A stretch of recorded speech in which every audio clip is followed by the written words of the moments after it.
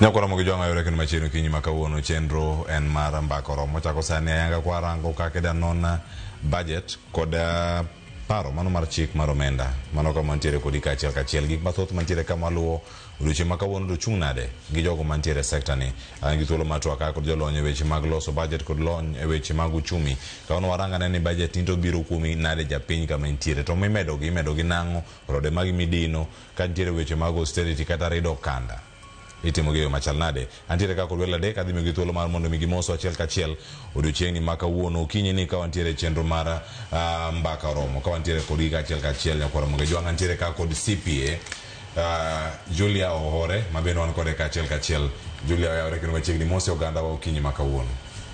Kamano Cleophas kakisewacho nyinga oyawre uru nyikwara mogi ageno ni uneno maber kendo winjoa. Nyinga iluongo ni CPA Julia Ohore ageno ni wadhi gomba kama ber.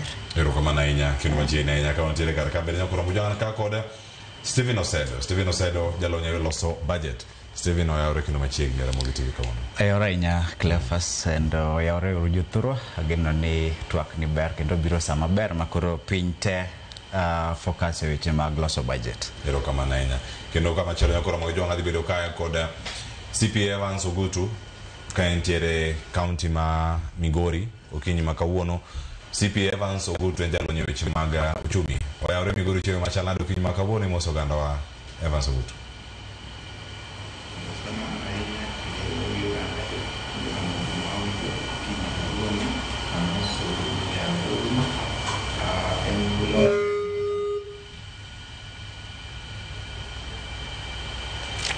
Kamano ahinya kuom bedo kar ka waloso weche mag tudruok mag duol kanyo wang'o duogo iri kanyo mondo mi wachake ayanga nyakora moge jwang e kinde ma walose sani odiochiengno mano ma nyoro iyudo kanyo thuolo ma od bura yudo mano mar twak kendo mar winjo achiel kachiel ni gin to gin gik magi mantiere budget ni to dhi bedo kata ka irange yo machal nade kikonge e yore duto kama gintiere od bura yudo thuolo mano mar neno report mano mar budget ahinya budget estimates ma ikomenda mar 2025 kod 2026 kod auchiel nitie gik moko mathoth mantiere kar ka monego bed ni ing'eyo kendo achiel kachiel wadhi yudo thuolo mano mar rango gi kawuono nyakora mojong kwachako ka kod Stephen Osedo jalony e weche mag loso budget kuonde ma gisebede kar ka penjo mathoth ahinya ma ipenjo kar ka ni medruok e sectors mopogore opogore to ahinya kanyo korango kaka sirkal dhi bedo katiyo kod omenda mokwongo process ni mar loso budget kama osechope sani wiyo kanyo kosechok pat jopiny mokel report kama gintiere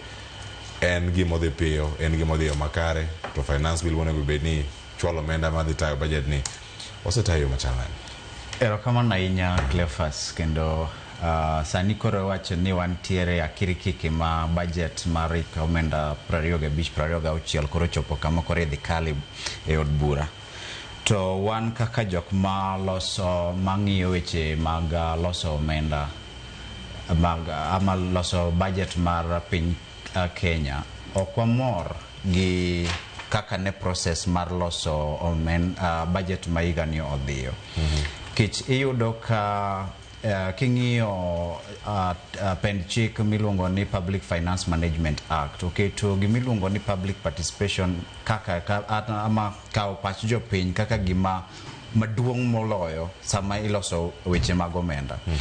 To sani ende kwa neno to en gima itimatima e yo ma chap itimatima haraka mondo mi wago tiknia ni watimo public participation ama wakao pach jopiny. Penjo maduong' ma penjora kama bete ni to ka king'iyo piny Kenya wan gi ji 50,000,000 to e Nairobi ka ama king'iyo od bura to kanye magikete focus ahinya weche mag choko pach ji to wan gi karibu ji 6,000,000 to ji 6,000,000 ni bo ginte mabro wuok oko mon mioti mang'o ogol pachgi to ng'at marintiere gweng'wa kucho Kabondo Kasipul beno kawo pache to en ere kaka ama ere mikakati mane bod buro keto mondo mi gikaw pach jopiny nyaka kuonde maboyo Evans ni Migori wanyalo penje jo Migori beno chiwo pachgi ng'at man Turkana beno chiwo pache nikech kore wacho ni watimo public participation ok wanyalo bedo ni watimo public participation mane Nairobi ka Nairobi ok en Kenya Nairobi kende ok en Kenya. Iwinjo. Kenya nitiere nyaka Lamu. Jo Lamu beno golo pachgi e wacho lots of budget ni. Koro gimwaneno anden gimwasetemo kaka wan jok ma ochung' ne ratiro mar dhano en ni waneno trend moro ma parliament en ni tek ni jomoko mathin osauro pachgi to gacho ne wakaw pach jopiny to nitie majority mag jok moko golo pachgi magimbe ne giero to koro nikech oko migi thuolo mar golo pachgi ok giyudo ok gichwalo pachgi e wi budget miloso sani koro mane kama shida maduong' nitie. To Steven endre mar nga karka nikech waloso budget to which mag public participation tiere karka to kondike yo moro malong'o ni threshold onego bedni en kanye jod bura ema loso chikegi to gin makendo gidhi kadho weche duto kama gintiere.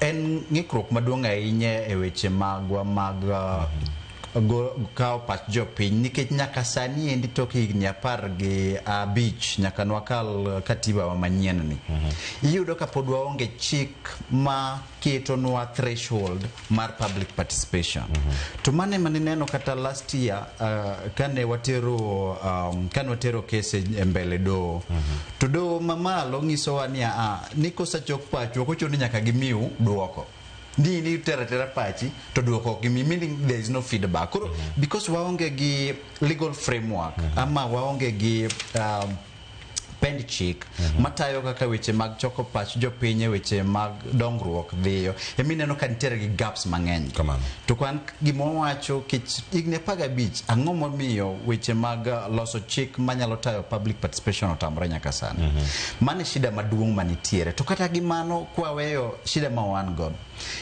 gimachielo Cleophas kanidwa gol jalup jatend piny to nido ka public participation notimore nyaka gweng'wa ang'o miyo mano ne timore to kugi kama kore time budget dak gilosa these public forums e counties sub locations and wards ka macha matiende nitiere magimiyo pek gimio pek to budget en gima dhi hinyo jopiny to kata nyalo konyo jopiny en gima is very important monego bedni miyo jopiny thuolo mar golo pachgi. Erokamano ahinya yana mondo mebira CPA Julia kamirange budget ni kama siyo kanyo kama Steven osedo bende ochopi en budget madhi bedo kae kod medruok mano maratamalo 2.75 kirango kod ikomenda masani rumo kairange karka giko madweni mara uchiel ng'ama duong' mantiere karka madhi yudo lemo maduong' mar budget ni yango e medruok makamae yangore kani en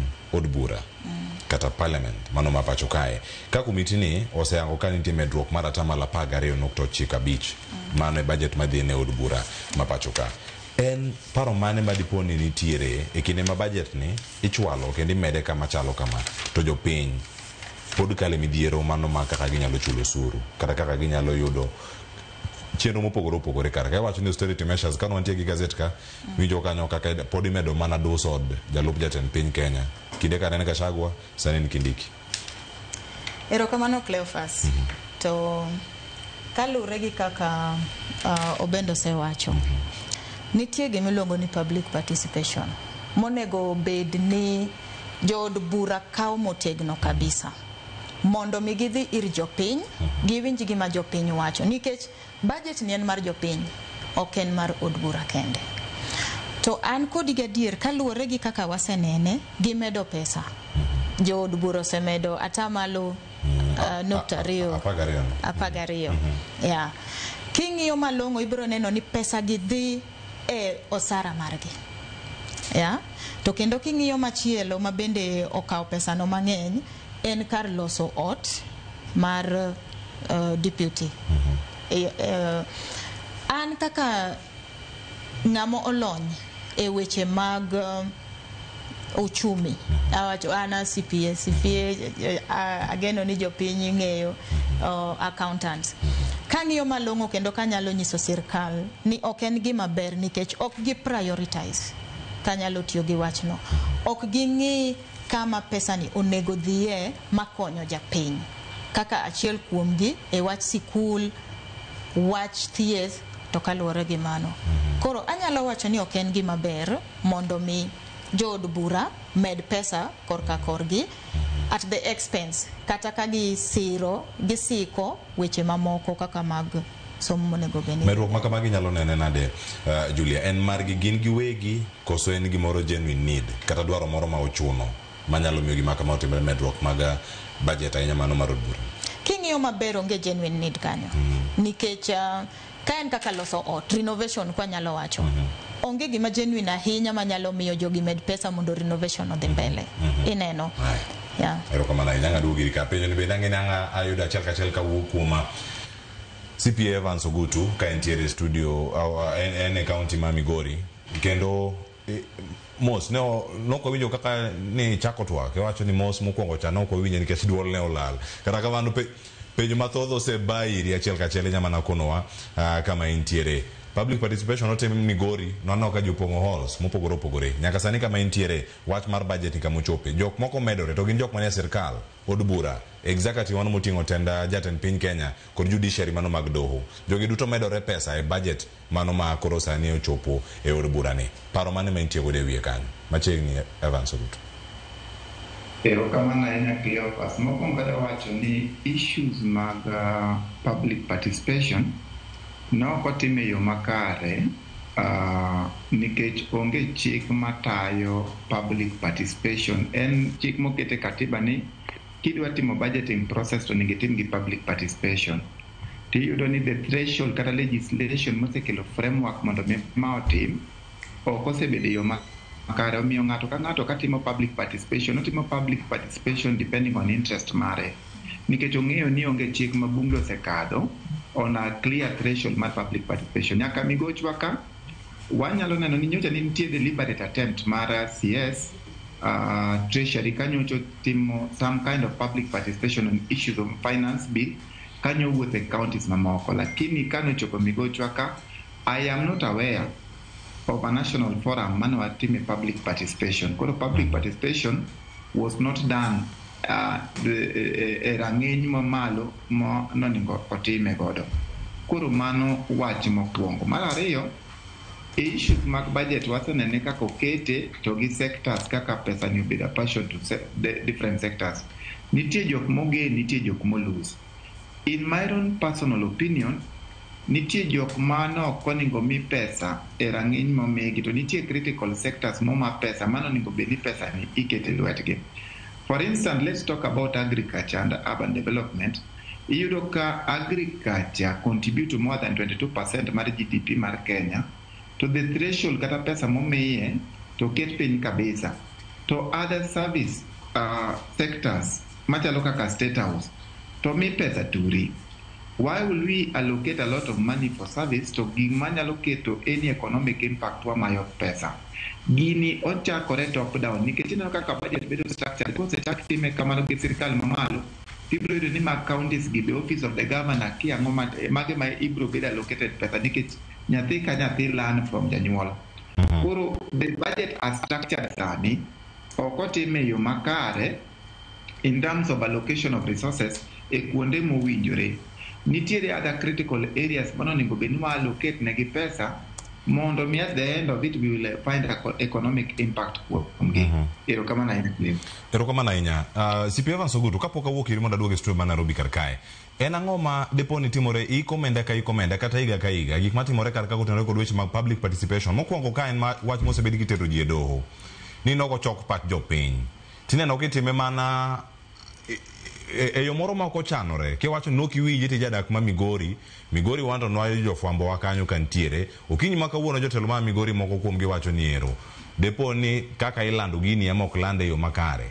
En ang'o ma debed ni timore hie mondo mi japiny ogol pache kendo yud pache makare? Erokamano ahinya. Ing'e ni sirkal nyalo timo gimoro by design. Iyudo ka issues ma gin go gi interest manyaka gi achieve objective gi gitimo public participation ma kata ng'apa no kodich gi wachno nyaka wachno donje ite. To kano gik moko ma wan gi interest kaka oganda to gitimo public participation within the standing orders magi. Manyiso ni ineno kaka National Assembly ni mana gi chike gi mag standing order on how they want to carry out a public participation, but there is no clear law. Ginyalo winjore ni wadhi rome hall ni to iyudo mana ni joge gi ma maybe osiepe kata jok ma support gi ema gi mobilize donjo kuonde go. To nikech ok en forum maber ma joganda nyalo yudo kuonde duto mag romo, this public participation ok time yo makare. Or in short, public participation onego bedni bunge o develop interest mondo mi legislation no obed kanyo ma wabedo gi framework mar public participation. Nikech kata kidhi e do be yala to do ka yala to ningo yal act ni violate act ni to ka act no onge kata gitimo mana chike miluongo ni case law gimo yalo no e law madhano.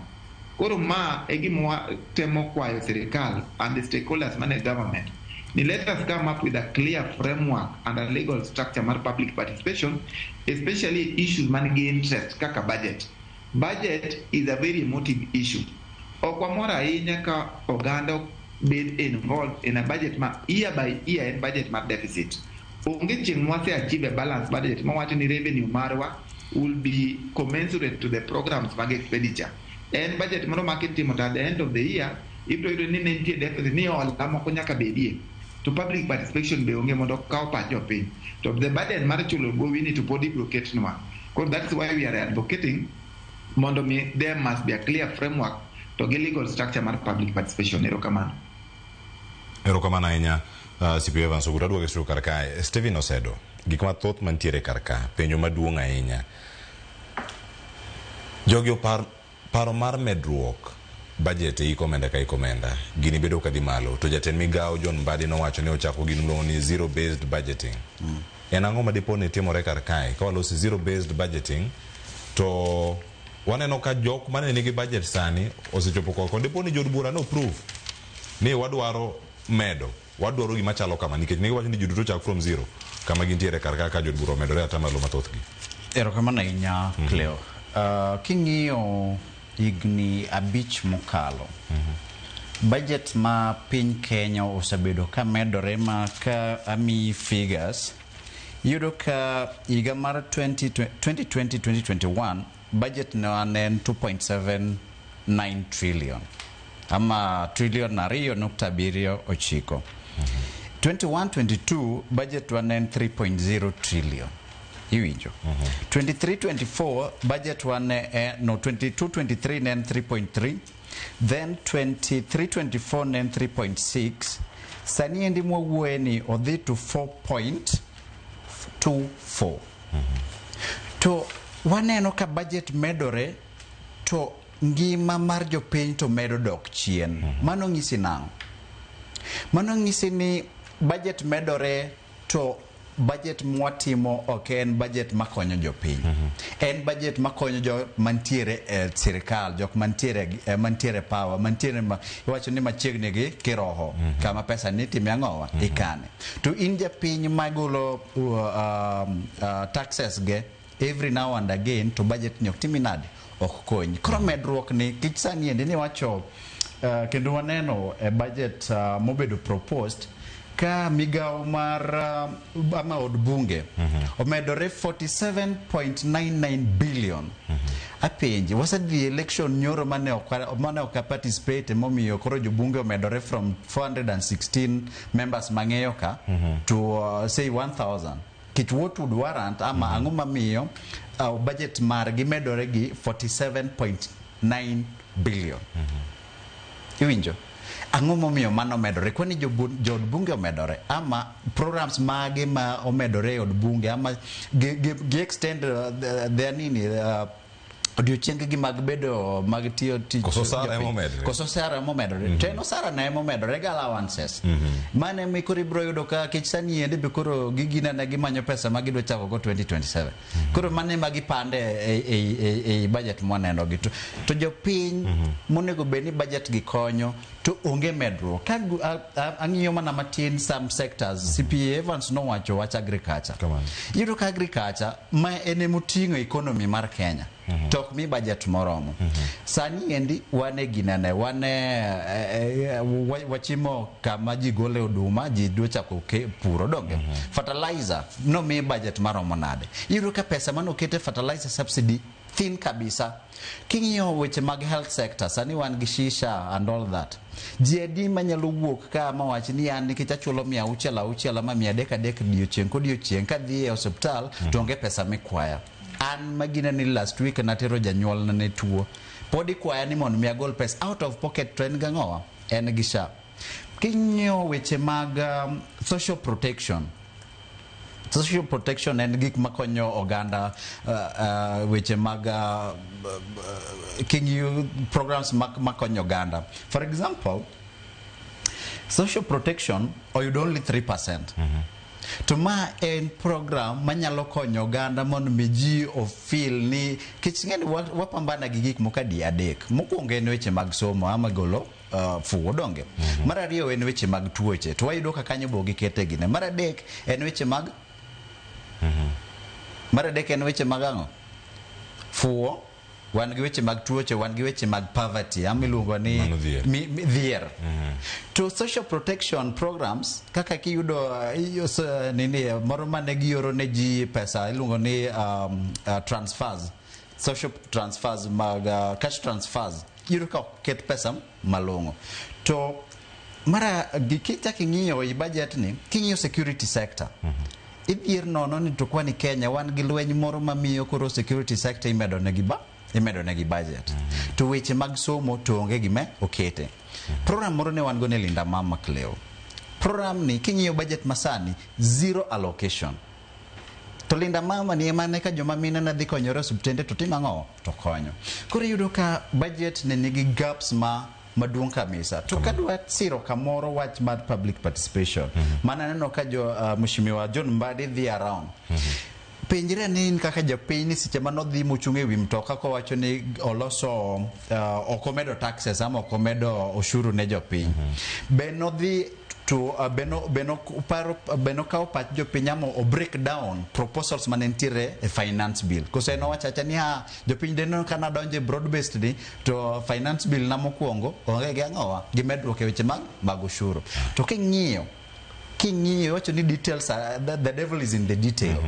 King'iyo malong'o to finance bill ni rach maingo kata ma 2024. Erokamano. Iwacho ni budget ni kama entiere kae omenda gi duto biro ni japiny kama entiere nikech kan budget kanyo ka jod bura medore omenda maromo bilion 5.5 mano wi pesa ma pile ka pile ma penyo kasi e yueyo CPA Julia ngi duogo mondo mi angi duoknwa kar kae ni en ang'o mantiere project mani ma jod bura nyalo timo gi omenda maromo bilion 5.5 magidhi medore wiye ka mondo mi ochop bilion mamalo no maromo 40 koda 7.99 ni. En ang'o mantiere kar kae manyalo benefit japiny mantiere kar kae nikech magi gik moko mawang'o i japiny mosiko wacho ni ero budget nitie to pek mar ngima pod ntiere. Adaka yo masani sa osoro mosang'wen ka aduogo ka mara mondo mi awinja ne pach jodak e kaunti ma Homa Bay kata duogo koda jolony mana go district kiny ma kawuono kikiri mabor.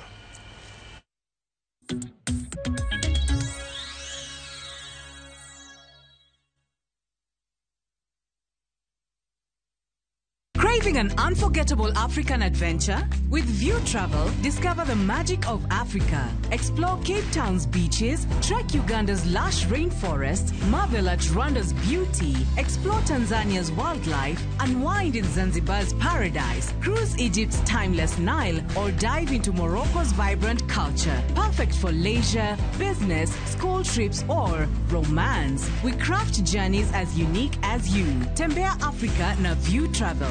Visit viewtravel.com or call and WhatsApp 0703 254 254. View Travel. Dream, explore, discover.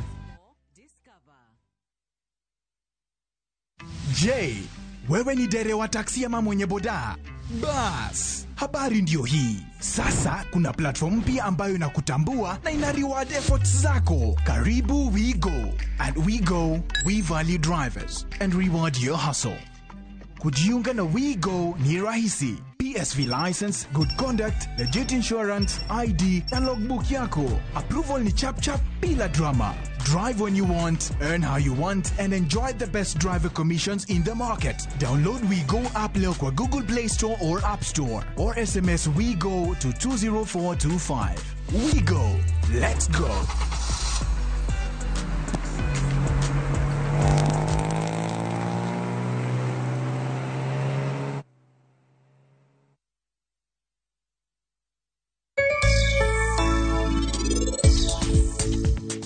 ohala ka utimo kanyachiel to ubedo jomoherore. Daher nyiso johala wadwa ni her gir johala wadu man bathi, en bende oher mari, eko ohandu biro dongo maber.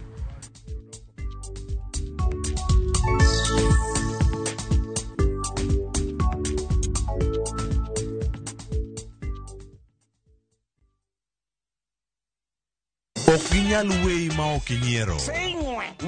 DJ Kampak Selector. Idwa dhao donge?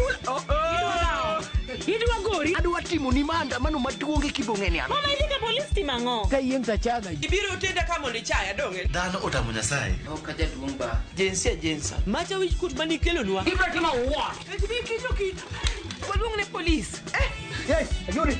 Stop it. Nyarkochia. Ticha Beach ka Ticha Beach, sachiel gi dakika 55 otieno. Manera Mogi TV.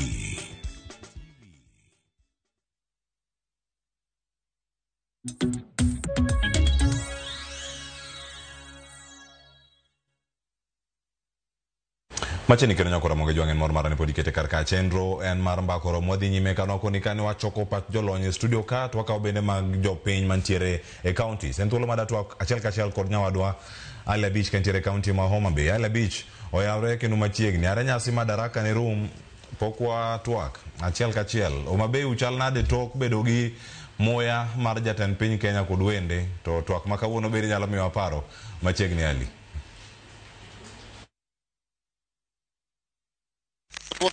Warkare county kandi kineno kalwasi ber jopindi me kod tijegi mapile pile mar miyogi yuto margi kendo en morwa mar bedo e twak achiel kachiel kod moko modak e county ma Homa Bay kandi ka odwa ng'iyo anena wach mar paro mar chik mar omenda mar 2025 2026 mar chenro mar somo ayanga budget mar omenda no endo ma bende ibiro tim ayanga kod jatend migawo mar omenda mana kata chieng' ang'wen ma juma manyien kapoko gik mano to wan kod gi moko kuom jopiny county kind Cleophas ma wadwa loso kodgi wang'eni to gin kaka jopiny paro mane ma gin go kod chik mar omenda no ende to bende chenro ma osebedo ka dhi nyime mar kawo pach jopiny ewi gigo monego bed ni jopiny gole pachgi kotere kod paro mar chik mar omenda ma kamano endo bende chenro ma kamano kaka jopiny ma Homa Bay kaendi giseyudo thuolo mar gole pachgi mondo mi gin bende pachgi okaw kendo nywande e chenro ma koro sirkal dhi go nyime ma otelo ne chenro mar somo ayanga budget mar omenda 2025 2026 ma isomo ayanga tarik 12 e bunge mamalo ko jatend migawo mar omenda John Bade. Abro chako kodi achiel kuom jokeno ratiro mar oganda county ma Homa Bay kandi e Logor. Wasedano ka chenro dhi nyime e counties mopogore mar kawo pach jopiny e paro mar chik mar omenda mar omenda niendi kaka jodak ma Homa Bay kandi boseyudo thuolo mar golo pachu e wi chik ma kamano. Erokamano, an iluonga no Otieno Logor, an jakedo ne ratiro mar oganda majadak e Homa Bay ka. Namba achiel, nitie wach machando wan kaka bunge la wenye nchi. Nyocha waneno e oboke mapacho ka koket nying counties ma komiti mar finance and economic planning beye to wapenjre nyaka sani ang'o miyo Homa Bay county pok waneno. Nyo waneno Migori manyo waluongo no fail maka chik to nego dogo no public participation Migori and wadwaro marwa ni obiro karang'o mondo wanyal golo pachwa e komenda ni gima chanda e weche mag finance bill. Namba achiel, finance ing'eni ema loso budget mar piny. Kineno mane okwedi gi jomiluongo ni jensi ne en gimoro 4 trillion to sani jatend migawo John Mbadi chano dhi somonwa 4.2 trillion tieni okadho gi bilion 200 tiyudo ka gik moko dwok piny e budget okwang'e nang'o matimore mano kwano mayom kata ne japiny. Iyudo ka education ong'ad milion 600 miyudo ni nyalo pidho nyithindo 50,000 e Kenya ka e higa mangima to pesa ok odok piny. Ing'eni dine kete kata 3.8 trillion dwa wacho ni pesa ogole migepe oko nikech budget odok piny to ma budget oidho maloyo mane jopiny okwedo cha gi bilion 200 tieni nonego bed ni Ministry of Education kata migawo mar somo okonego ogol omao oko milion 600. Ichake yudo ni Linda Mama ogolo oko ok dhi betie gik mang'eny ogol oko e bajedni ma to wan magi gik madhi chando japiny kaka an, kendo wan pod wabiro kwedo bajedno nikech ok oluwore gi chik. To moloyo wakwayo jakom komiti mar finance MP mamolo mondo bi Homa Bay okelwa public participation, warite wadwa golo pachwa e komenda baiwewa oko to kidhi oboke to gilando ni gidwa chiedhe 47 counties to wan pok wawinjo Homa Bay county ni gibiro karango. Nyamiyo wadhi wachungo bajedno mondo kik kadhe, finance bill no mondo kik kadhe. Ting'eni koko kadhe to budget mar loso achiel ariyo ok bitimore. Omiyo wadwaro bajedno mondo kelwa ka ginene finance bill mondo kelwa Homa Bay ka mondo wagole pachwa. Wan kaka civil society waikore mobilize jopiny magibro neno ka pogruok opogore gi margi mane gineno Migori. Wadwa ni gino kelwa Homa Bay ka mondo wagole pachwa kapok tarik 12 romo midhi some budget. Otherwise samoro wabro ikore dhi challenge go ni wan noko kaw pachwa nikech pok jood bura okelo gino ka kaka chik wacho e article 118. Omiyo wadwa ni okelwa finance bill nikech wadwa penjogi ka wang' ni upango choko yudo pesa, choko pesa trillion no te 4.2. Ang'o miyo fuondi mag budget ong'ad moko oko? Abich, ing'eyo ni weche mag pur Abuja Declaration nowach ni 15% mar budget piny onego dhi e weche mag pur mondo wabed gi food security. Tiyudo ni nyaka pur ong'adie pesa, ong'ad pes mbolea. To king'iyo sani jopuro medore, kata nokapuro higa cha to higa ni apuro tieni amedo kwan. Omiyo pesa no kadwa nogolo ka e budget, wadwa no mede nikech finance bill budget wa oidho mang'eny monego nyiswa ni ang'o gere mosiek go manyien mane onge kocha. Goro nitie kaka wacho kuonde moko ma samoro ni ok ber budget ni to kaka chiel kuom jopiny wachno osebedo ka kolo e budget ni gin kuonde mag neno ka ber ma nyalo konyo e ngima jopiny kiweyo wacho ni samoro nitie budget ka to nyalo hinyo jopiny. Gin mage ma iseneno ka sirikal oketo neno ka nyalo konyo jopiny e ber ngimagi kod maricho wacho ni oting'o e budget ma iko medo mag 2020. Namba achiel ni neno ka ker ni Madaraka ka nowacho ni odhi duogo kazi kwa vijana. Mano dhi medo yuto sana e joma tindo nikech nyogi bedo onge tich magitim. To ineno ka ndernigi be no medgi pes mondo losgi. An kaka jasuba South pod chunyo moko to an gi chir nikech jatend migawo mar omenda wawuog e gweng' achiel tieni ka yoro chuodho to embo yoro chuodho makoko los gigi e sama en e trelo ni to gino nochiene gi josuba nyaka chieng'. Omiyo naneno komed pes mondo los gigo mondo chak tich. Ing'eni ni Suba en gwenge machwe masani sunflower chieke, soya chiekie, to gigi dwaro yo magiwuog godo Magunga kocha mondo gichope chiro maoko. Iyudo ni jopur dhi kasara e gwenge wa kaka Magunga, lot ipuro, nyanya ipuro, to iyudo mana ka gigi pod ae toko got kodera kae ma pod gigi ae nikech wan kaka gigi chope chiro ka onge. Omiyo amor nikech no ket pesa, no med pesa mondo kuonde moko nderni mamoko odhi olosi mondo wayud kaka wachopo e kor gweng'. Machielo en wach mar SHA ber konyo ji. Aneno ka ing'eni kata obedo ni jopiny choko to sirikal nyaka goye jek, nitie allocation ma nyaka keti. SHA ber konyo ji nikech en ye gima nyadhi sani ka onge kode to ka an gi 500 no tachulo sano to kawo na migawo maduong' mane ok anya chulo kaka japiny. Omiyo SHA ni to onego med jiwe nikech opogore gi NHIF machon chande kendo konyo. Ka ywak mana ni Homa Bay County as a whole kanya neno data koka gi register ji moko rom percent 30 while one over 1.5 million to joma register gini ji mathin 200,000. Wadgo jiwo jo Homa Bay ni odonje SHA mondo konygi. Erokamano ahinya Oloo kuom paro makamano. Chakane gi nyigi ting'iso kaka achiel kuom jopiny ma Homabay kandi pachi en ang'o kaluwore kod paro mar chik mar omenda mar 2025 kod 2026. Bosedo thuolo mar kolo gigo manie iye to ang'o monego bed ni sirkal loso mar konyo bero gima jopiny e kinde ma jatend migawo mar omenda John Mbadi ikore mar somo ayanga budget mar iko omenda niendi chieng' tarik 12 mano juma manyien. Erokamano Ali, an gi nyinge iluonga ni Michael Kojo Otieno, an jakedo ne ratiro mar oganda awacho ni Africa as a whole. To nitiere fuonni mane wayudo e budget masani endi dhi gol makoro idwa dhi som sani endi e finance bill ni. Nitiere gik miluongo ni tax exemption. Jogo moko nego bed ni chulo osuru. Nitiere gik machalo kaka jok manigi ndeke. Wayudo ni jok manigi ndeke pesa miketo negi e finance bill gin meki gibedo ga exempted ni taxation ok tim negi to gin gi on ndeke. Owning ndege to gi japiny. Ng'ama is most important monego bed ni ing'iye budget mare en ordinary person ma en japiny. Koro exemptions mag taxes madhi towards jomo on aeroplanes kata mana choppers onego bed ni choro kadhi malo. Wach mar ariyo en issue with regard to water. Wanti gi Ministry of Water and Irrigation.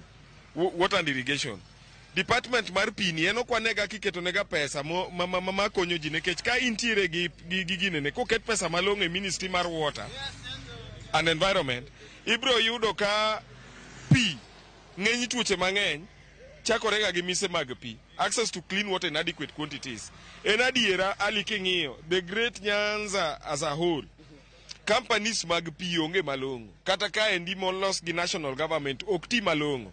Leaders wasiko mana ni ji odhi okuny water pans kesema to kidhi area kaka Thika tibro yudo kolos large dam ma pi momol makoth kosechwe to mol to mane pi ma jogo modho kendo bedo treated. Why is it that ni wan tie gi lake ka endi machiegni to ni waonge gi clean adequate water gini clean water in adequate quantities? Ing'eni wadhi against chik katiba mar Kenya. Koro mano be miye wacho ni pesa onego bed ni keto e migawo mar pi to kod irrigation nekech obro support pith. Aya, wach mar adek madwa wuoye en wach mar education. Ne wawinjo ni ne gidwa scrap the other part mar ginene mar pesa mar education. So mano be ne gitimo gimok bero nego be ni increase allocation towards education. Then wach mar thieth mar oganda. Doctors onego be ni chulo pesa malong'o. Ministry onego bed ni finance bill ka wabunge biro bedo piny to ging'iyo migawo kaka mar thieth mondo mi kik wati gi pesa mang'eny kwadhi go de private institution instead of public institution. And then mar abich an issue with regard to effectiveness mar public participation. There is no proper public participation to makosa mwaneno ka kata mana mjumbe mamolo timo ma en chair ma mochung' ne finance committee parliament. An effective public participation koto sebedo kayalo buchegi kendo nyiso gi gigo monego bed ni gitimo. Adiera ne village mara ma miluongo ni Karot village Homabay Eastward. Members wa mag the public okong'eyo kata mana gima finance bill en to gini biro nekech pesa ma ginyalo tiyo godo to print the finance bill computer kata ka gigolo ni gi download bro kawo gi pesa mang'eny. Koro kwayo mara ne wajumbe niya pesa imiyo gi mar facilitation kendo chik mar Kenya wacho ni parliament shall facilitate public participation. Koro gima notimore Migori cha nyiso ni wajumbe kawo pesa momigi gininde ka giparo no oganda ok ong'eyo. Onego bed ni gi facilitate public participation kaka gimbe gibedo facilitated in parliament mondo mi gibi. Erokamano Ali. Erokamano ahinya Cleophas kapok aduoke e studio mondo dhi nyime ko twag jolony ma en ge studio kanyo endo we akane para achiel kuom jopiny kane chakane gi nyigi ting'iswa ne king'iyo kamera kacha nyiswa ne kaka ina japiny ang'o minyalo wacho kaluwore kod paro mar chik mar ikomenda ni to be sekawo thuolo mar ng'iye achiel kachiel mar ng'iye to ang'o moting'o kapok osom budget ma higa ni endi juma manyien. Ya, an gi nyinga iluonga ni James Omotegno, an achiel kuom jodak ma Homabay. Paro mar chik ni kuma ohinyo go jopiny en wach mar somo mag nyithindo. King'iyo wach mar penj, eno ka pesa penj ogol, jonyuol ok mor gi kes machal kamano. Kech eno ka jopuonj moko ka advantage, ibo yudo ka jopuonj moko yuge siling 6,000, moko yuge siling 10,000. To king'iyo malo ka sirkal osegolo pesa mar machulo penji. King'iyo paro mar ariyo mar fertilizer. Nono ka production mar fertilizer nen mar cham nen malo. nikech mbolea man serikal miyowa manwa kawo gi nengo mayot ko na kwayo ni mondo giduoke program no serikal kik chung program no kinyo agrovet magwa manwa machiegni mbolea gi use bei mopo matek to na temo kwayo wabunge ni gikelwa public participation mar budget ni wambe wang'ie kaka jodak Homa Bay kik timre kaka manotimore Migori mipojo piny dakika mogik ni wodho kawo paro ma kombe ne nono kamacha kapok ochopo tarik 14 kelwa uru paro ni mondo wambe wagole pachwa. Kamanda nya Cleophas Oluoch mano magana mako kuom paro ma jodak e county ma Homa Bay kanego kejo ka thuth ge wacho ni nyaka sani engi pogi yudo ni to Homa Bay county kande bro kae pa jo piny kalore kod paro ma chik mari komanda ni wende karango ka winjo ka gedwar ni mondo kapok jatend migawo mar omenda John Bade odhi e bunge tarik 12 mano juma manyien mondo osom koro ayanga budget mari komenda mar gari kod 25 gari kod 26 ber ka jodak ma Homa Bay kande bede yudo thuolo mar golo pachgi achiel ka achiel wigigo e komanda igombe ni obede budget wendo kata golo pachgi ni to ginango gini manyalo inyo jopiny kata nyalo konyo e bero ngima jopiny ka idhi soma yanga budget mari komenda ni Cleophas ka yonge penjo tabro mi thuolo madhi achiel ka achiel modhi nyime kod twak kod jolony man e studio kanyo endo ka wato wang'iyo ni to Homa Bay county wachango kalore kod weche manyien mantie mapod waluwo e mesa marwa koni endi Cleophas Oluoch. Kamana enya Ale Beach kombedo kodwa bende okinyi makawuono kachal kora kelnwa pa jopiny e county ma Homa Bay onge mondo mimanyo weche mamoko manyien mabende biro kawuok e county ma Homa Bay. Nyakora mojongo duoge studio karka e penjo maduong' ma penjo karka jopiny dwaro apeini olosi osuptende olosi weche mag thieth odhi makare kod chenro mamoko mantie. Penjo ma penjo Julia kae kapok adhi e CP Evans Ogutu bende gin gik mage kalure kod twak winjo bende ma Homa Bay bilion 5.5 ma jod bura medore e budget mano ma higa ni kwa lose 2025-2026 odhi chalo nade ka irango kuonde mamoko ma ponono pesa ni nyalo tiye makare pono ngado penjre ni bilion 5.5 to en ang'o miwa picha no ochal nade mogo ya kuro kata bilion 1 mondi ne nyatimo gima chal nade machiegni ero kamano Cleophas bilion 5 mi medo 5 ok en pesa matin wawach kata bilion 1 kende to king'iyo kaka japiny ywak wawinjo maber jopiny kaka wuoyo kowuok Homa Bay pesa ni en pesa mwanyalo tiyogo e yore mang'eny mokwongo ndara iwinjo ka japiny ywak kacha ni gintiere onge kata kaka giwuoth ka koth ochwe ne en specific magunga aseluwo yorno en yo marach makati bed mana gi gari maduong' machalo nade ewi pesa ni en gima wanyalo keto kata kok oket tamak all weather road inyalo los ndara no ma all maram malose maber makata ka koth ochwe to japiny ok chandre kaka joma koro uso mena obed rech ma japiny ma oseyudo products ne fresh products monego beno tero kama chielo mondo oyud pesa mondo omed his or her economic value mano kama pesa ni nyalo tiye kwa dhiye weche mag healthcare weche mag thieth japiny neno ka chandore an gadier ni kata sani sama walose ni nitiere ng'ama samoro neno wa mantiere hospital makata yath onge samoro dhi othiedhe onyise ni dhi nyiew yath yath mondikni ni onge hospital kae ma kama pesa ni nyalo tiye maber kabisa mondo japiny oyud yath japiny oyud mine masani koro mama samoro dhi nyuol ineno ni odhi nyuol inyise ni mondo dhi onyiew kata gloves mondo konye godo eka mondo nyuol japiny ywak adier ma jogi onego ng'i maber ni kuom pesa ni magi medore ni onego tim achiel ariyo kaka koro e wach mag healthcare ni kwa dhiye weche mag somo education a lot needs to be done mang'eny monego bene timore nikech engima masani okang' mosechope ma oseidho e ICT waluongo na lony manyasani iyudo ni skunde mantiere e gwenge e dala kocha pod ok gin gi lony sikul kata mana e laboratory kata mana e library gionge kata mana gi computer magi ma sirikal onego ng'i matek kendo matut mondo mi gimedie e weche makamano tiyudo ni nitiere jomoko awach ni kata it's so sad in areas asal areas arid and semi arid nyithindo manyiri ok som nyathi yudo ni kata mane week rumo nikech ing'eni gisomo mos gibedo madongo kata kapok gitiyo ka wach ni primary kae. Nyathi yudo nosechako wechene mag magria magria nyathi ok nyal dhi sikul. Ang'o momiyo ok nyal dhi sikul? Magi koro sirkal onego donjore mamondo kel sensitization, mamondo opuonj nyithindo gi to mondo provide gi gik monego beni gibedo godo makonyo gi gidhi e sikul maber ma onge wich kuot mamiyo nyathi dok dala ni ok nyal timamo, ok nyal somo. Koro adier pesa ni en pesa mang'eny. Kata obed mana bilion 1 kata 2 kende, en pesa mang'eny ma koter ne mwananchi ma jogi ong'iyo maler to nyalo konyo kabisa. Erokamano ahinya. Yana mwana dhia county ma Migori ira CP Evans Ogutu kinde mwaloso ni omenda gi bedo kaka ichoko japiny nitiere karka machulo weche mag osuru. To kang iduoko penjo ni adwa ote ni ang konwa kanyo ni dhi kawe yo machal nade giduoko ma idhi miya karka achiel kachiel. Anya idu ote nen mar David Ochola Janyabola owacho ni Cleophas Oyawre mos na welo an gi machanda en ma to ma en wach mabede no kel kod public participation mo wach kod CP Evans Ogutu en ya jok ma wacho ni public participation ne ok otime yo makare gidwaro no time nango mane ote ma wan go giwacho ni gidwaro no time nango.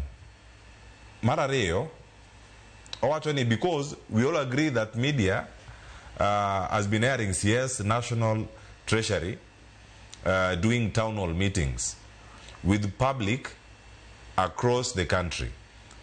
Kara gidwaro ni gin ema nyaka gibede forums gi eka giye ni public participation otim. Meanwhile, awacho nego beni gi blame their MPs who are their representatives for not organizing grassroots engagement with them, nor the executive. Ma David Ochola Janyabola erokamano ahinya. Mano ote mana somo simu kato bende senene kar kanyo koro weche ni kare. Iseyude kanya achiel kachiel. Ma bende osedonjo ka achiel kachiel. CP Evans Ogutu ote machalo kamano. Mande benie pak jo Kenya mamoko mantie to kaka wantiere iye ka. Chal mar wachen mane kotenore kod gigi duto. Giwach bende miyo ka wuoko mabe.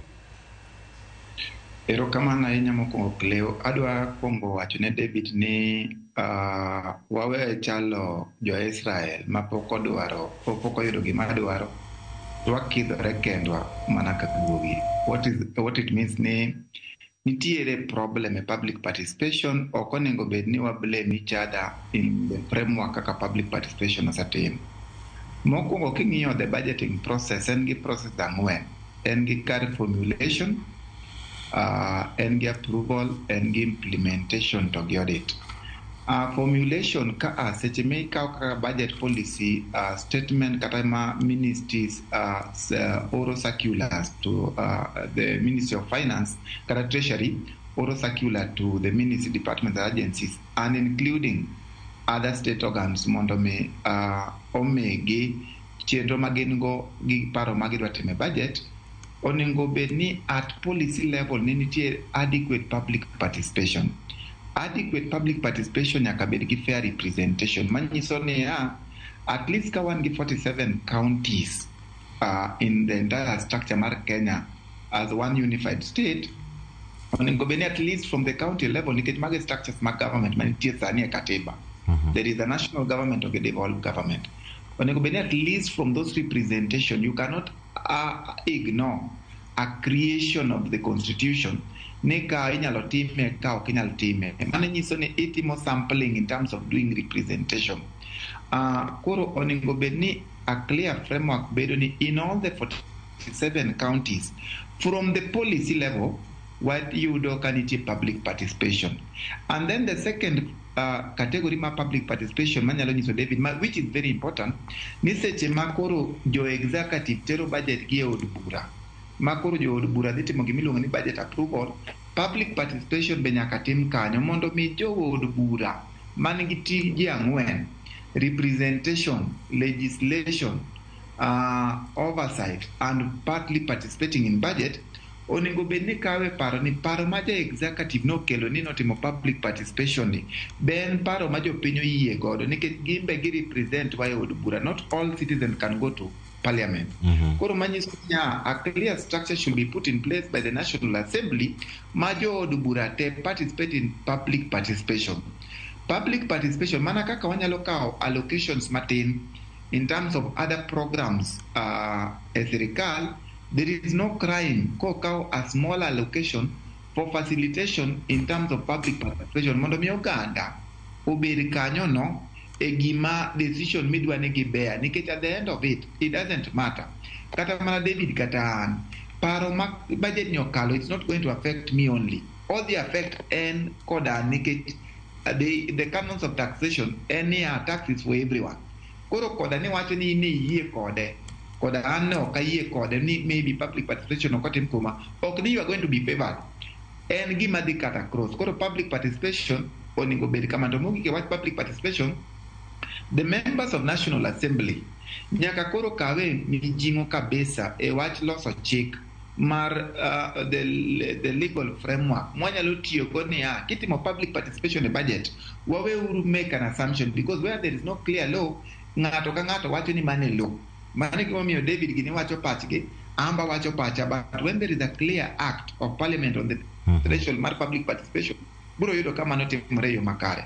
So that is number one, mana wache issues maga public participation. Mara reyo Leo in issues mag budgeting mi wacho ni ji opiny ywak kaluwore kata kaka winjo pach jo Homa Bay to gi oganda wa mamoko on how the budget have been structured. Dichiel an aonge shida gi jo od bura medruok pesa. The reason momiyo awacho kamano is very unpopular, to gimomiyo anyisi kamano, kineno budget wa masani has increased by around 10%. The proposed budget mabadi onego table on 12, I think next week, or increased by around 10%. From around an estimate of 3.9 to around 4.23.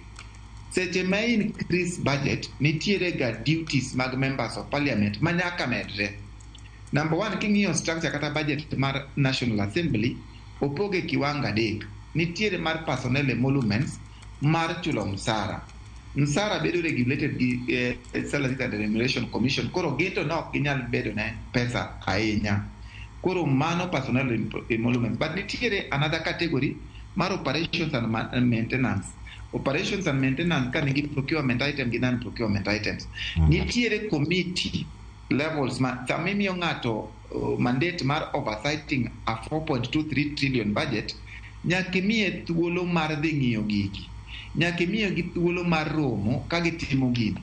Ko ipo ni deny the opportunity and finances to oversight a 4.23 trillion budget, manyiso ni we will be just talking about the members of parliament omedore pesa, but we are not looking at the greater picture what is really the function mar members in terms of oversighting this budget of 4.23 trillion budget. Koro okdanga again, and therefore in terms of infrastructure ma nitiere mag bunge, okapane their own programs is about the infrastructure manama Nairobi, but they are looking at the infrastructures that can even help them achieve their work even at the constituency levels. Koro kapo kwa donjo igi ahinya mawacho ni members of parliament, why did you increase your allocation? Let us also look at the broader picture of the budget policy statement manitie. Let us also look at the judiciary. Nitiere kaka judiciary osebedo ka ywagore ni cases, the backlog mar cases ni malo kabisa. Seche moko cases osiko gi mentioned because of inadequate resources. Koro wang'iya nene what are the performance indicators manobedo momiyo jogi nomedore pesa, so that at the end of it gimoning work take in place the austerity measures ma nowach ka to give the functions of members of parliament kaka chike madhirito omenda gi be idhi losgi koso gin mana pesa mobedo allocated and there will not be any performance indicators at the end of it. Koro kapok wachieno ng'ato ahinya, wang'iya ne tije to wang'iya ne budget omedore from 3.9 trillion to 4.23 trillion. Is it fair kagi maintain the kind of budget margi in oversighting such big budget? Erokamana ahinya Claire. Agoni erokamana ahinya kendo itieke mana wang' sa ka montie kanyo dakika 30 tok saa 4. Steve ang'eni laro ni pok akawo pachi taduogo iri nitie ote modonjo kar kama dani bende kang'e duoko ang'e duoke mane wiye kanyo tir ywe makawo sani koro mojuang to bang'a duogo kod ote kod mathoth bende kawuok e counties wa mopogore opogore ka wantiere tielo mogik mar chenro ni mar Mbaka Oromo. Kik idhi mabor.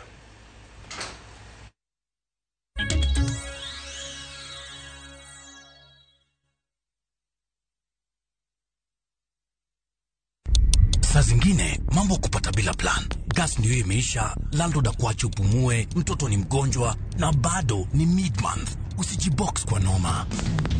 Piga *531# and sort your emergencies with my Mobi Civil Servant Loan, iwe usiku au mchana. Kama wewe ni civil servant, sasa uko sorted. Dial *531# and get up to 20,000 shillings and pay from your next payslip. No paperwork, no guarantors, no drama. Ni wewe tu na simu yako. Register now and see your limit in seconds. Built for Kenyan civil servants. My Mobi, iko sorted.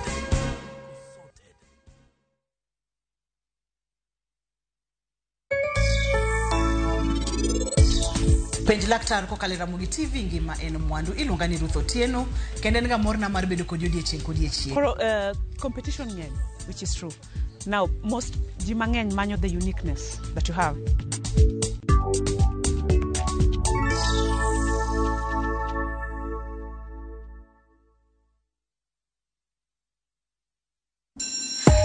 You wanna feel the vibe. Ngeso ka ngeso wakelo ni gik mamit makelo mor.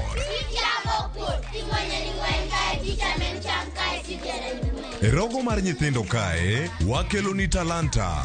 Loso gi lwedo wapuonji tedo be gi moko mamit. Rogo mar nyithindo ngeso saa 3 mar okinyi mana e Ramogi TV.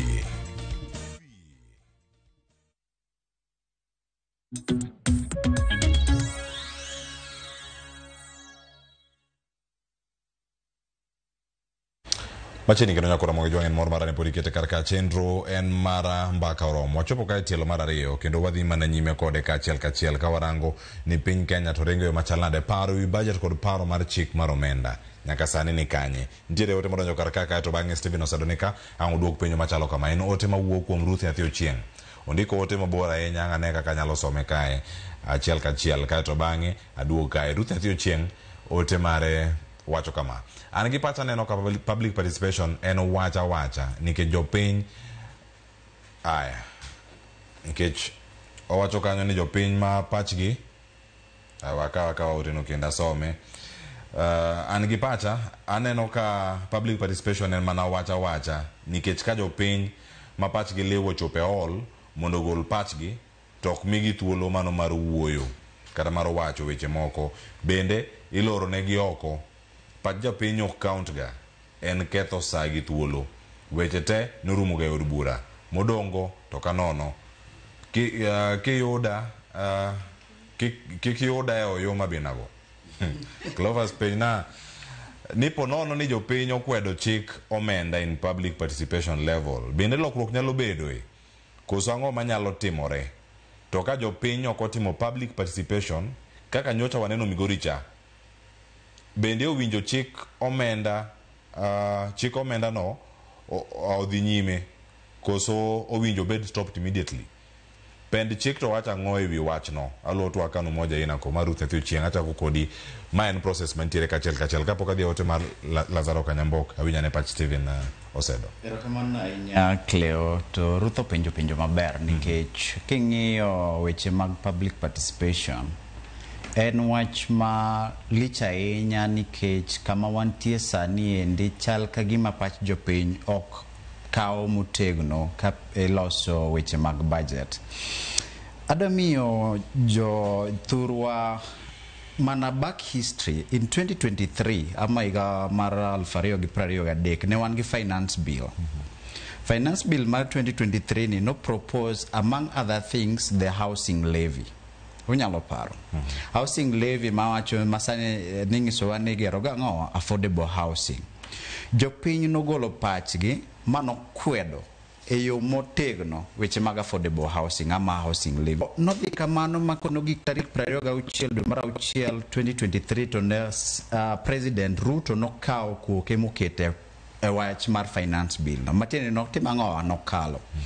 To wan kaka jok mane fuatilia ama mane luwo weche gi mochiegni kabisa nwakao wacho ni okay nwatimo public participation donge mane Finance and Economic Planning Committee motel ne gi ja od bura mar Molo Kuria Kimani nogolo report mowacho ni ewi public participation proposals mano ayudo proposals 1,284 iwinjo to I took interest kaka organization ama as an individual ni eji 1,284 ni weche gama submissions adi am proposals adi manegi accept manegi yiego tadi manegi timangowa manegi reject to manegi reject benegi miyo wa reasons momiyo negi timangowa negi reject kan watimo that analysis no yudo ni out of the 1084 proposals mane committee no receive 62.5% were rejected. Of the 62.5% that were rejected, 84% of them were rejected without any reason. Not approved. There is no reason why it was not considered.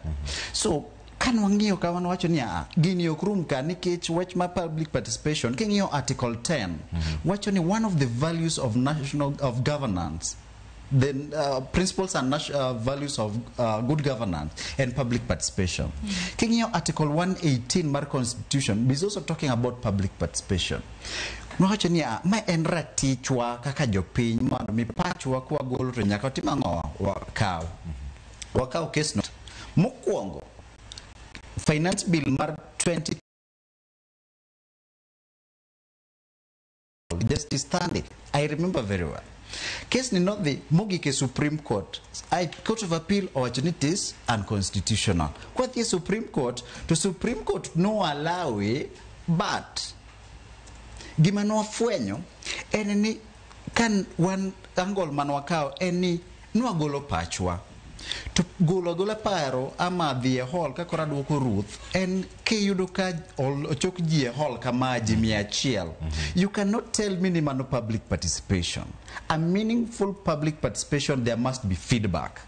Nyakimiwa feedback ni wan wasasomo finance bill ni wan magie proposals wa iwinjo to a proposals wagi my gumi watch ni amend here amend amaloka chadonge then in the to retreat as a committee to watch ni a proposals mano gineka no consider magi to magi no consider nikech number chiel ama nikech reason achiel ariyo adek and then we can have a discussion. That one is what I would call public participation.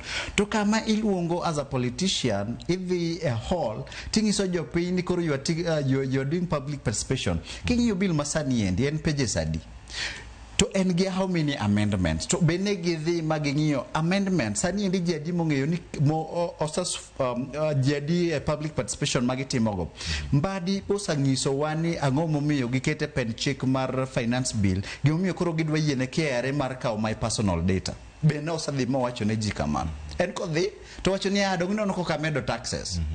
No, it's not about adding or increasing or reducing taxes. It's about the nitty-gritties, the details of the finance bill.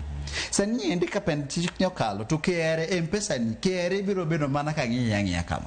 Nia alfachiel modonjo ni wuokanye beno chulo ushuru.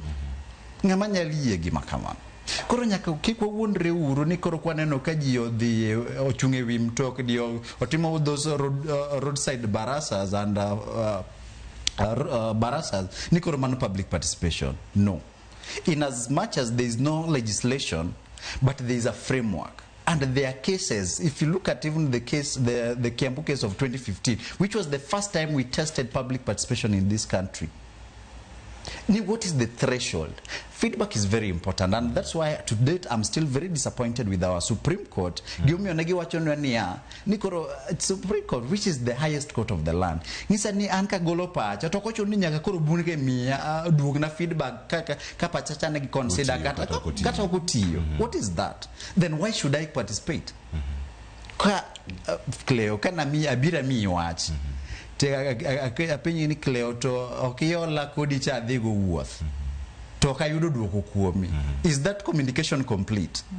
Dunya kingi sani yao se do koda ni makinya dhiga ngowa kibarua okinyayude mane kadhi ka gino complete kuro sani ngisania ni unkilura kila pachu to wanonge gimwa bro mi was feedback it cannot work that way ero kama na inya sipia Julia mana kama untiere karkae wachomo kama wadarangu revenue kata yuto kalore gi budget muketi eiga ka iga nitiere budget estimates mago mosebedo karkanyo ka ichiwo kendo yuto migeno ka wuko ma budget makamagi kendo kama gintiere feedback ma osedo wacho bende ka gido thuolo mar medo gimange rangi wiye kanyo en ni Kenya ne orem mano kwarango revenue mano mawuka kere komenda makoro dhi karumo ni 2024-2025 chopo target mar gi mar revenue kata osuru monego beni choko kod bilion maromo 253 komiti mochune weche mag budget temo wacho ni kendo komenda ni target ni chaki dater malo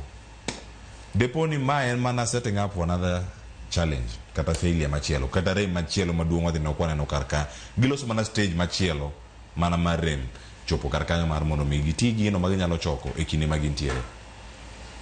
Erokamano Cleo. Kwa wuoyo kuom revenue meeting target. Adier king'iyo mos, I don't have the statistics with me here, but once I get I can air them out. Iyudo ka KRA ntie quarters ma gimit revenue, in fact magi surpass. To ntie quarters ma ok gimit the target. Kuom revenue kai adwa wuoye wach VAT special table. En gima dier ne KRA en tool ma KRA no keto ma neging'e ni dhi konyo mondo o increase revenue. To king'iyo mos kaka KRA osebedo katiyo gi this tool en gima it is working backward. Ok en gima konyo gi medo yudo revenue. Nikech special table en gima pin mar jaohala kata company iyudo ka okete e special gimiluongo ni special table KRA okete samo keta company kata jaohala pin no okete special table okonyal timo gimoro amora okonyal claim input tax to kendo ng'ama bende otimo godo ohala oknyal. Example manyalo miyi korka claiming ni en ni yande awach na nyiewo gik moko anyiewo stock ma worth $1,000,000 mano manyiewo ing'ena chulo VAT kanyo an bende sama dhi uso auso awach ni $2,000,000 koro nitiere VAT monego bena claim kama na nyiewo chande mondo mi VAT machulo kuom pesa ma uso ni endi odogna piny samo kanyal timo mano nyiso ni total VAT on sales onego ben iluongo ni output adhi chulete gini ose affect ohala kendo ose affect companies mang'eny mano kama KRA onego ng'i kabisa and we are really advocating for that especially as practitioners nikech broadening the tax base mineno koro sirkal masani osebedo ka temo mondo tigodo mondo mi oyud revenue ma KRA nyalo medo godo mondo meet target niendi. That is one area manyaka KRA ng'i kabisa kendo matut. Nitie cases mose dhie court, nitiere rulings mose chiw and judgments against this. But kuom kata sama lose kodini, anyalo nyisi ni an gi clients ma pod nitiere special table to with no good reason. It is one area ma really affect KRA mondo mi meet kata mana targets ne. Number yo gima sirkal onego tim in the issue of broadening the base of collection awach kata mana ni income tax eneno. Yes, the idea nitiere but now execution e kama shida koro betie yeah gi sirkal nikech awach ni kata koro counties ineno ka ntie ushuru maji chulo e chiro donge koro paro ni gimonego beni KRA timo kata mana ka koro wadhi e counties at the grassroots onego giket really controls yeah mondo gi ensure ni pesa niendi adier ko choke e chiro kacha to en pesa machopo yeah ne sirkal the same way KRA I remember nitiere en iga chiel koso igni ariyo mokalo ne nitiere youths ma KRA no dhi mo train mo o release gi o release gi path kendo ne gin nyaka gi uniform. They are really raiding ineno gichopo ni nitimo halama kama kata you have a company in office kachacha gichopo gi penji nyiswa records in gi pay nango and all that. The idea was perfect kendo dino konyo KRA lakini kar execution kai kama shida nitiere. Koro yes, I agree with you ni kata mana sani as much as obedo increase the target but ka KRA okong'iyo maber kata government oketo really good controls pod target ni ok dhiti mangono ok dhi chopo. Adale garanga na county ma Migori Rivers guru kara duogi liste bino sedo gino meda mero kara kanyo maka makiwie kanyo kanga iri CPA Evans Ogutu mae ngeni yang obed machina nya gino ma CPA Julia bende wacho kar kae en medok maromo nukta atamalo 0.3 beach mano 0.35% mano kirango medruok ewechegi mago mag target mano mar revenue ma KRA geno ne bedo kanyo kochoko ikomenda mabiro. Tuntiere budget bende mara trillion 4.3 beach auchiel kama entiere kar kae medruok mano mar target kod budget manyien kama entiere kar kae tiende namo idhi med ka ola oko gope dhi medore mondo miyo ne ni budget ochopo makare koso dhi chalo nade en medruok mochopo kata tamala achiel. Erokamano ahinya Cleo, ing'ene kwada ng'iyo weche e yo matut, wang'iyo ne independent offices gima ne giwacho. The Auditor General nyocha was appear before National Assembly manyocha okelo pache. Nyocha onyisowa what are the reservations ma en go in terms of the revenue targets ma KRA oketo. Nyo awinjo ka Office of the Control of Budget mobedo led by Dr. Margaret Nyakangu Bio wacho pache in terms of the unrealistic revenue targets ma sirikal oseketo. En adieri ni seche midwa dhi mbele, if you want to analyze the future, ing'iyo machien kama yae, ting'iyo the present year analyze the future. We wang'iyo ne nyaka ne sirikal mar Kenya Kwanza ni kao lot in August 2022. The first budget manyalo wacho margi en 2022-2023. 2022-2023 ne nitiega ordinary revenue target of about 2.2 trillion. Ne ok gimite, ne gi around 2.1 trillion. Almost 100 billion ne en shortfall in terms of revenue. Kane higa next mane 2024-2025 mane gin gi around ordinary target revenue of about 2.5 trillion, ne gi chok around 2.3 something trillion, around almost 170 billion now can target mobedo met. But even the budget masani wa implement sanima 2024-2025 ne wasene no ka revenue shortfall ni malach. Manyiso ni as much as ni sirikal dwa kelo keto revenue targets magi obed malo, to our past history has not been promising. Manyiso ni oningo gi team moloyo gi analyze ng'eni for the kumigni abich eniga chiel kende ma KRA ose supersede the revenue target mare. Omiyo seche mwaketo budget estimate marwa, we should always know ni 4 out of 5 is almost 80%. Manyiso ni a greater percentage marwa kwasebedo kwa commit revenue targets magwa. Okoni ngwa bed unrealistic in terms of revenue targets nikech mano buro meno bana broaden the fiscal deficit. Manyiso ni ka pesa cha utamwa chulo podwa di yudo yore mwanyalo kaogo ola either from the domestic market kata from the foreign market. Kora anatemo wacho ni the budget kako bedo structure sani to give the deficit mare, the revenue targets magiketo ne KRA, even with the austerity measures magidwa temo in terms of amending the tax administration, pod okan gichir nigi realize that get nikech of history and data mosebedo nikech of the past ogisebedo ka gimi target no. Erokamano Cleo. Ako nero kamana nya kapo kawuok iri CPA Evans Ogutu ayud wach mari mogik ta nya kiloso kuom jopiny mapono osechako wache sani reject not amend to pok gisome mano finance bill madhi bedo kar kan madhi bedo ka zero budget mano ma higa ni kod higa manyien kata ikomenda mabiro kamano ka imedo gi wach mari mogik. Ana nyalo wacho ni the finance bill ma igani, it's a little bit lenient than the finance bill mokadho ma igacha. The only thing the changes in the tax regime market in terms of no wacho ni ok gidhi medo ushuru, lakini kaka gitimo changes moko nitiere gik mang'eny mane gipande iye manyiso niya seche ma nigolo gimoro from zero rate ticket exempt itemo ng'ato wacho ni ok onyal claim the VAT input mage, plus other things apart from the employed sector.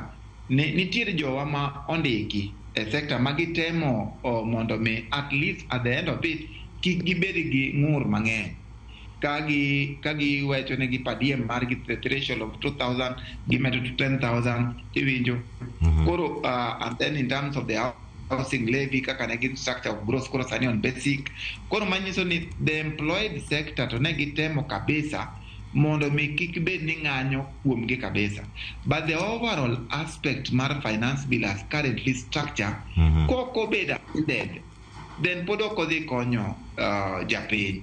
Their amendment, me as an individual I will propose instead of rejecting it fully nikech ni kendo wachak wadhi e doho kendo wachak wabedo gi tag of war, the areas ma waparo ni riche iye including accessing personal data mag ng'ato to kipenje, those are the areas ma nyaka waket in place.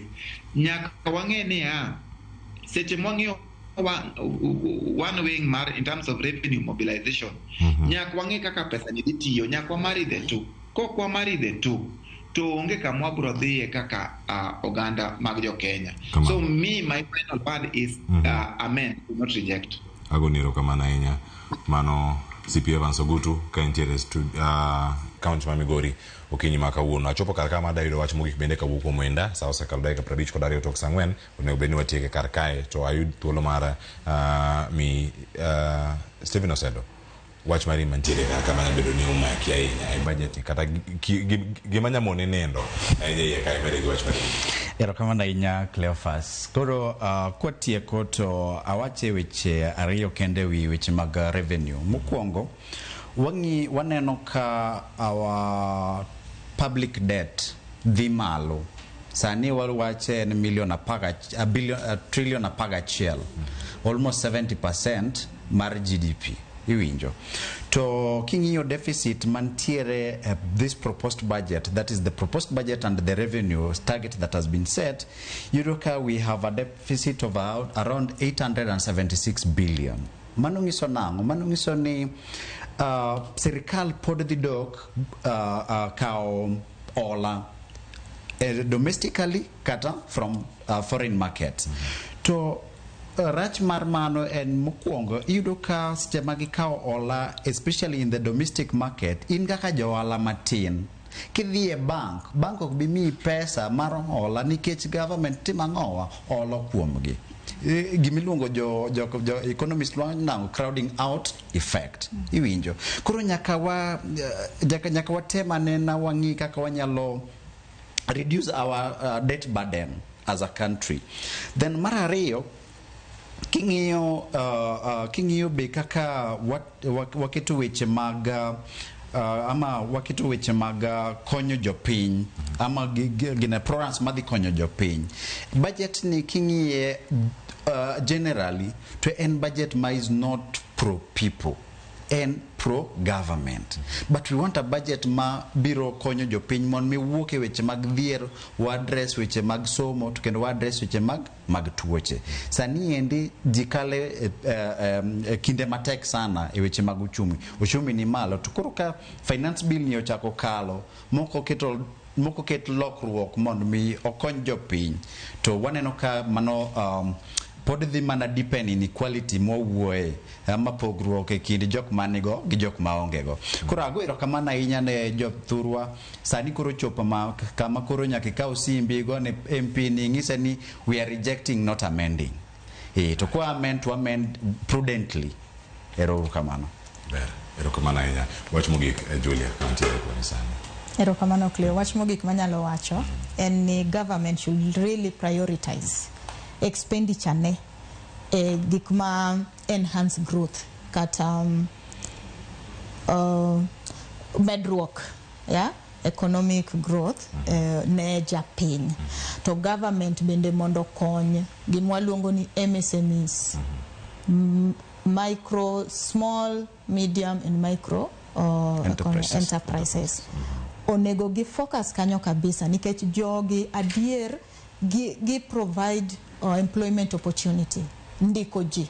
Tingeni sama gi provide mano magi ndiko ji bende dhi kelo konyruok ne japiny. Koro mane kwayo na kuom sirikal.